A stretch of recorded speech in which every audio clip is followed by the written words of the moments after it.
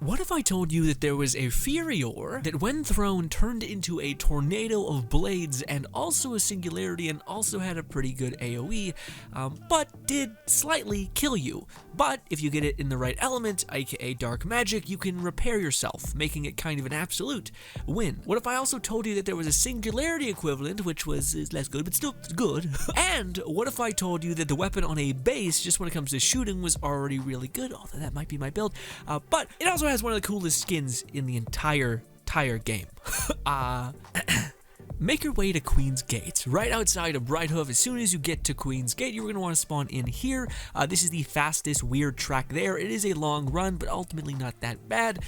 Also, you are going to want to make your way over to this pillar, and you're going to want to kill this troll doll looking...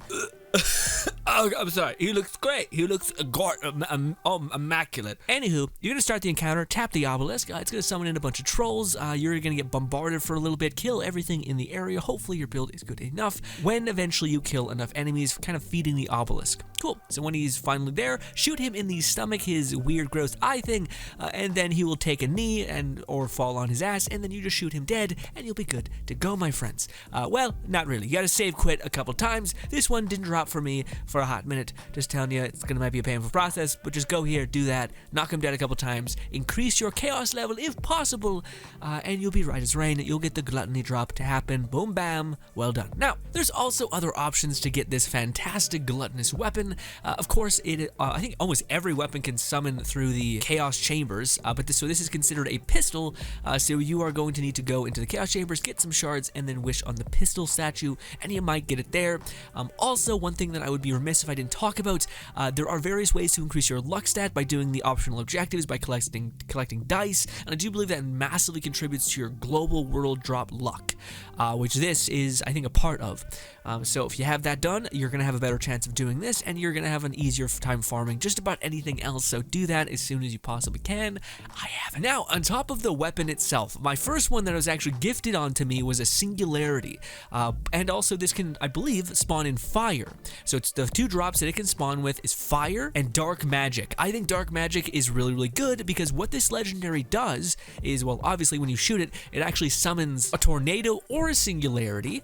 The tornado starts spitting out blades, and it does an impact of damage. But the text on this is equivalent exchange, which means it's going to take 50% of your health, but then it takes just significantly less parts of your health. I think it's on like a cooldown for the amount of health that they can just rip from you. Either that or because I had the blood equivalents, I was getting healed and repaired almost immediately, so I never felt that negative in the slightest. Not only that, but I also found it incredibly hard to run out of ammunition, especially when you're running around, you're doing chaos chambers, unless you're fighting a specific boss and you just have no damage output. I don't think you're going to have an ammo problem. I don't know, I have not even the max SDU or even close to with my SMGs, and I never ran out of ammo in the slightest. So I think you'll be good. Spam away, shoot, reload, and drop everything in the entire encounter. Also, I will say that this is also dark magic damage, so if you can scale that up, good. A lot of Furiors are considered companion damage, and usually when they're a Blade Storm, which this one is, it's considered spell damage. So if you're playing a spell shot, this is also not a bad call or a bad thing to use. In fact, I found this thing drop things immediately, although again, when you start ratcheting up the chaos levels, you really do need to find perfection. But yeah, ladies and gentlemen, I would highly advise y'all go and check out this weapon. Also, the place outside of Brighthoof is literally the place outside of Brighthoof. You can do this immediately if you so desire, which I'd actually suggest you doing because, again, it's a pretty damn good weapon. Now, I'd be remiss if I didn't talk about this. It seems like the legendaries are significantly capped, and to me that has just been like the worst thing. Like, there's so many good things about this game. So many good things.